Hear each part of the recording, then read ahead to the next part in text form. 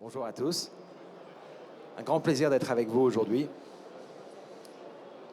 Je vais essayer d'être bref parce que je n'ai pas beaucoup de temps, mais je vais essayer de vous expliquer au maximum ce qu'on fait chez French Bloom, notre vision, les perspectives aussi de cette catégorie qui a un énorme potentiel. Pour vous raconter rapidement, brièvement, French Bloom, ça a commencé en 2019. Donc moi, à l'origine, je viens du Champagne. J'ai vraiment le champagne dans le sang. On fait ça dans ma famille depuis longtemps. Et c'est vrai qu'en 2019, ma femme était enceinte. Alors, je vais essayer de voir si ça peut bouger. Ouais, c'est ça. Donc, je le fais en français ou en anglais d'ailleurs? Français, ça va pour tout le monde? Ouais, c'est bien. Ok. Donc l'histoire a commencé avec ma femme, Maggie, qui est à droite. Quand elle était enceinte en 2019, elle se retrouve un petit peu rejetée de la fête. Maggie travaillait pour le guide Michelin pendant quasiment 7 ans et grande fan de gastronomie, de vin. Et donc en 2019, elle se retrouve enceinte et elle partage avec moi le fait que, en fait, il y a très peu d'alternatives pour ceux qui ne boivent pas.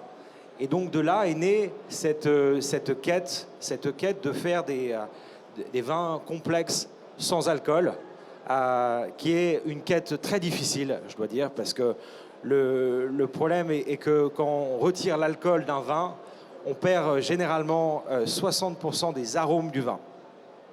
Donc Maggie et Constance, qui est une amie d'enfance de Maggie, ont partagé avec moi donc ce besoin. Et à partir de là est née cette idée folle d'ailleurs, difficile. Donc à partir de 2019, on a commencé à réfléchir, à faire du R&D. La chance qu'on a eue, c'est qu'on a eu très rapidement le soutien de Jean Moex, qui est le propriétaire de Petrus, qui était le premier à soutenir notre aventure et notre vision. Je passe tout ça, mais l'objectif de French Bloom, c'est avant tout de créer donc un vin complexe, sans alcool, à 0%, avec une vision aussi de faire un vin sophistiqué, qui puisse potentiellement faire en sorte que tout le monde puisse passer un moment de célébration. Donc, moi, je suis l'homme de l'ombre derrière Constance et Maggie, qui, elles, représentent la marque. Moi, je m'occupe de toute la partie production technique. Donc, à partir de 2019, on s'est aperçu aussi de quelque chose qui est important, et je pense que c'est aussi la grande différence chez French Bloom, c'est qu'il faut vraiment repenser totalement comment on fait un vin. Et la vinification qu'on met en place chez French Bloom, c'est de se dire qu'en fait, il ne suffit pas de prendre un vin qui est fait pour être un vin et de le désalcooliser. Je pense que c'est l'erreur que font beaucoup de gens. La grande différence, ce qu'on essaie de mettre en place au maximum, c'est qu'on essaie de mettre en place des bases de vin qui sont travaillées pour pouvoir tenir la désalcoolisation. Donc à partir de 2019-2020, on a commencé à désalcooliser des vins un peu partout qui venaient de France. On a désalcoolisé des vins de Bourgogne, de Champagne, de Loire. On a fait quelques blasphèmes, moi qui viens du vin, j'adore le vin et c'est vrai que ça a été... Mais en fait, on s'est aperçu que vous pouvez prendre le meilleur chassagne montrachet de la terre, si vous le désalcoolisez, ça ne va pas faire un bon vin sans alcool. Et ça, c'est très important, parce que c'est toute la thèse qu'on met en place chez French Bloom. Donc à partir de là, on s'est rendu compte aussi que les vins du Sud, spécialement les vins du Limoux, les vins du Languedoc, ont beaucoup plus d'épaules. Et on s'est aperçu que donc les vins du Sud, il y a des vins du Sud qui sont très très bons.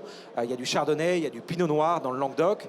Et surtout dans les hautes coteaux du Limoux, on a un sol argilo-calcaire, on a du Chardonnay, on a du Pinot Noir. Et donc on peut faire des bases de vins qui ont plus d'épaules, qui ont plus de structure et qui tiennent beaucoup mieux la désalcoolisation. Donc le terroir du Limoux, pour nous, est devenu vraiment notre terroir. En fait, un terroir sur lequel on trouve vraiment notre bonheur pour faire les vins qu'on est en train de travailler. Et de plus en plus dans cette vision, parce que ce qui est intéressant dans le Limoux, c'est que d'une part, on est dans les hautes coteaux donc du Languedoc, on est sur un terroir qui est méditerranéen. Mais là où c'est intéressant, c'est que même si on est sur un terroir méditerranéen, on a aussi une influence de l'océan Atlantique qui nous permet aussi d'avoir en fait un climat avec plus de fraîcheur. On est à 300-400 mètres d'altitude et on trouve en fait sur ces hautes coteaux notre bonheur en termes de qualité de vin. C'est un sol qui est argilo-calcaire, c'est un sol où aussi il y a des climats qui sont différents, des terroirs qui sont différents. Et comme vous savez, un grand vin, c'est avant tout un grand terroir dans une bouteille. Et nous, notre vision chez French Bloom, c'est de se dire qu'en fait, on peut faire aussi des grands vins sans alcool.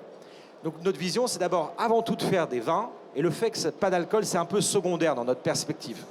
Donc dans cette approche-là, ce qui est intéressant aussi sur le Limoux, c'est que le Limoux, c'est un terroir qui a une histoire fabuleuse. C'est le terroir de naissance des premiers sparkling wine au monde.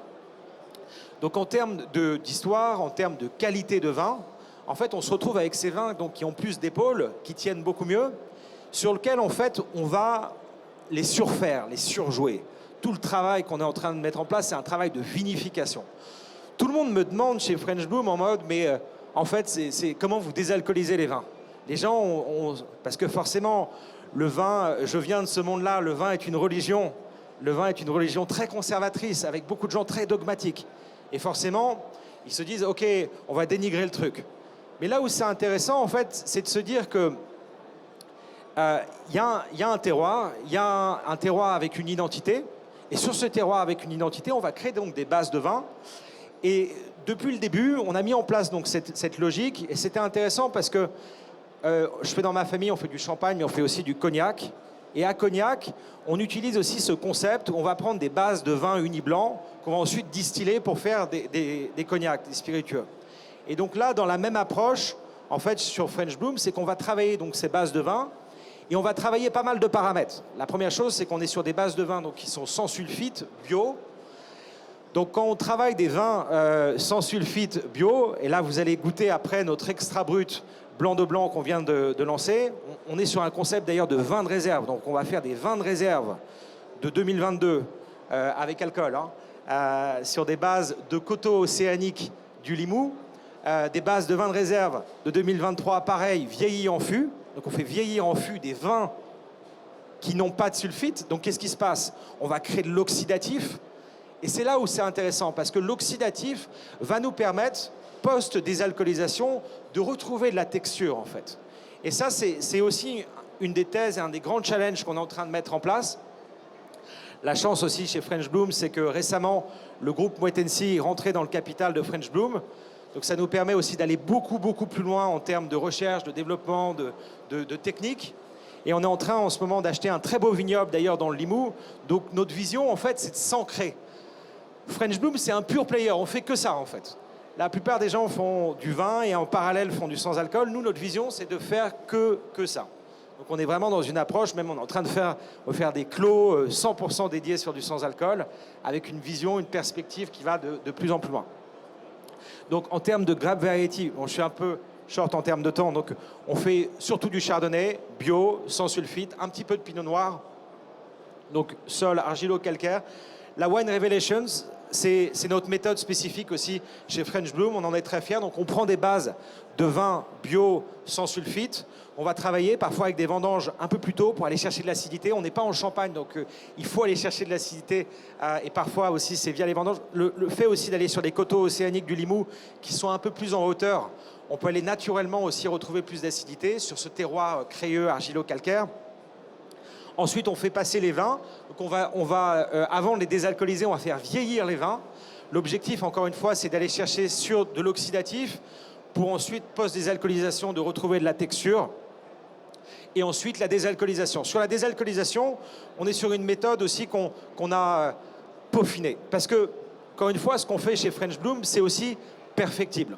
Entre ce qu'on avait fait en V1 et ce qu'on est en train de faire aujourd'hui, ça a énormément évolué. Par exemple, sur le blanc et le rosé, on est à la V10 aujourd'hui en 3 ans.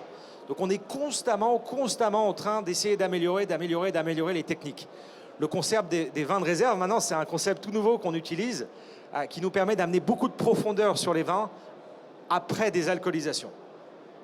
Sur la désalcoolisation, l'objectif, donc, c'est on fait une désalcoolisation sous vide à faible température, cold vacuum distillations, déalcoolisation, pardon, où l'objet, en fait, c'est d'enlever l'alcool, mais d'une manière la plus soft, la moins violente possible. Parce que forcément, quand on enlève l'alcool d'un vin, c'est une opération très violente pour le vin. Donc l'idée, c'est de le faire avec 3 étapes de désalcoolisation à 32 degrés pour faire baisser pour faire baisser le degré d'alcool, de passer d'une base de 13 degrés, 13-14 degrés parce qu'on est dans le Limoux, à 3 degrés, puis ensuite une deuxième désalcoolisation pour passer de 3 degrés à 0,5 degrés, et une troisième désalcoolisation pour passer à 0,0, qui est notre objectif, d'être à 0,0. Et c'est là où ça devient intéressant. Donc en termes de collection, rapidement, aujourd'hui chez French Bloom, donc on a 4 cuvées qui représentent la gamme complète de French Bloom. Donc on a un blanc sur une base chardonnay, un rosé sur une base chardonnay pinot noir, un extra brut blanc de blanc que vraiment je vous invite à découvrir juste après, où on est sur donc un blanc de blanc extra brut, donc 100% blanc de blanc, en provenance des coteaux océaniques du Limoux, avec des vins de réserve de 2022-2023, vieillis en fût. Donc c'est là où c'est intéressant, c'est que cette base de vin de réserve va amener aussi un vin complexe. Donc peu à peu, on arrive sur des complexités aussi, sur des vins sans alcool, et c'est là où ça devient passionnant. On est sur l'extra brut, on est aussi sur un vin où il y a 0 calories, 0 sucre, 0 sulfite. Donc c'est assez intéressant. Et le millésime blanc de blanc, qui est notre premier millésime blanc de blanc. Donc là, on va encore plus loin. Je vous invite aussi peut-être à le découvrir sur notre stand. On a un stand au Hall 5 où vous êtes tous invités à venir et découvrir notre blanc de blanc. Là, on est sur le premier blanc de blanc millésimé sans alcool, sur une base de millésime 2022. Donc là, on est sur des vins en provenance de vieilles vignes sur les hauts coteaux du Limoux. Donc là, ce qui est intéressant, c'est que vraiment, on est dans cette vision, un grand vin avant tout, c'est un grand terroir dans une bouteille. Là, on amène vraiment cette notion aussi à la fois de terroir, mais aussi de millésime. On va faire vieillir le vin pendant 8 mois en fût neuf. Encore une fois, vin sans sulfite, bio. Donc forcément, on va aller chercher de l'oxydatif. Sur l'oxydatif, post-désalcoolisation, on va aller chercher de la texture du nez, de la longueur. Alors c'est très singulier le millésime. C'était dans une approche aussi d'apporter de la singularité aussi sur du sans-alcool. Donc bon, je passe, mais en gros, voilà, ça c'est le reste de la gamme. L'extra brut que je vais vous présenter là, juste après, qui est très bon. Le blanc de blanc. Le blanc de blanc, on a voulu partir sur quelque chose d'assez unique. L'objectif, c'était d'un peu de reproduire le goût d'un vieux millésime effervescent, pour ne pas le citer, des années 80-90. Donc là, on va vraiment jouer sur l'oxydatif, aller chercher un profil qui est avec des notes un peu madérées, avec beaucoup de singularité, mais c'est là où ça devient intéressant. Notre objectif, encore une fois, c'est d'apporter de la singularité sur des vins sans alcool. On peut apporter aussi du plaisir et de la complexité. Notre conviction chez French Bloom, c'est de se dire qu'à la fin de la journée, quand on boit un grand vin, on va le boire avant tout pour l'émotion, pour la complexité, pour le plaisir. Et au final, quand on boit un grand vin, l'alcool est quasi secondaire dans ce moment, en tout cas. Donc, en tout cas, notre conviction, c'est que le monde a beaucoup changé aussi. Il y a une grosse demande marché aujourd'hui pour des vins sans alcool complexes. On est précurseur, on est assez pionnier aussi dans cette nouvelle industrie. On est fiers d'être le leader aujourd'hui. On est dans 50 pays. On a fait 500 000 bouteilles quand même l'année dernière, ce qui est pas mal en année 3. On se développe rapidement. On est dans une vision aussi de s'inscrire dans un terroir, d'être plus que juste une alternative aussi sans alcool. On est vraiment dans une vision de créer une belle maison. Voilà, donc un petit peu de... Juste pour vous expliquer un petit peu qui sont les consommateurs de French Bloom, si ça peut peut-être vous intéresser. Donc aujourd'hui, sur le blanc et le rosé, on est plutôt sur des femmes, 70% de femmes, avec un âge moyen autour de 35 ans. Sur l'extra brut et la cuvée, un peu plus d'hommes, 50-50, 70 sur la cuvée vintage, avec des profils un peu différents, mais qui sont très complémentaires. Peut-être que le blanc, l'extra brut et la cuvée sont plus dans une vision pour la gastronomie, pour les amateurs de vin. Le blanc et le rosé sont plus dans une perspective plutôt célébrative, sur l'apéritif, sur des bons moments, de festifs aussi. Ça va, j'ai un tout petit peu de temps encore. Pardon, j'ai pris. 5 minutes, ok, parfait. Non, on est fiers d'être présents sur de très beaux endroits. C'est vrai qu'on on a lancé la maison, l'idée c'était d'être aussi représenté dans les beaux endroits. Et au final, le fait qu'il n'y a pas d'alcool, pour nous, c'est pas quelque chose de négatif, c'est quelque chose de positif. Donc on travaille très bien avec des beaux établissements un peu partout dans le monde. On est fiers d'avoir été le partenaire de pas mal, à la fois du guide Michelin, de Coachella, de pas mal de choses différentes. On essaye d'avoir une belle visibilité. On travaille d'ailleurs toujours beaucoup avec le guide Michelin. C'est super intéressant de voir aujourd'hui sur French Bloom, quasiment 20% de nos ventes vont dans les étoilés Michelin. En fait, on s'aperçoit qu'il y a une très grosse demande pour la restauration gastronomique. En fait, c'est vrai que dans ces restaurants où les gens font des accords mets-vins, ils n'ont pas forcément envie de boire de l'alcool, en fait. Mais ils veulent avoir quand même le plaisir, la complexité, l'émotion, et c'est ce qu'on essaye d'aller chercher. Et c'est intéressant parce que quand on a lancé French Bloom, au début, on pensait que notre marché, ça allait être les marchés religieux, les femmes enceintes, les sobres. Et en fait, 80% de notre marché sont des flexi-drinkers. Ce sont des gens qui boivent du vin, qui veulent modérer. Encore une fois, chez French Bloom, on est tous sauf des donneurs de leçons ou des anti-vins. Je suis moi-même producteur de vin, de champagne, de cognac. J'adore le vin, je suis un amateur de vin. Nos consommateurs sont avant tout des amateurs de vin. Ce sont des gens qui veulent modérer, qui veulent faire attention aussi. C'est plus une consommation bien-être. Nos principaux marchés aujourd'hui, c'est la France en premier. C'est drôle d'ailleurs, au début on pensait que la France allait être un marché où il ne fallait même pas essayer d'y aller. En fait, c'est un marché où on est très présent. Les États-Unis, l'Angleterre sont des gros marchés pour nous, le Japon. Donc on a la chance de travailler avec des grands groupes comme le groupe Ducasse et des beaux établissements. Avoir des beaux articles de presse aussi, c'est important parce que forcément c'est une nouvelle catégorie. Donc, et puis on fait aussi quelques mocktails avec spécialement le blanc et le rosé, notamment le Spritz Bloom qui marche très bien. Et voilà, c'était un vrai plaisir d'être avec vous. Merci de votre temps, de votre attention.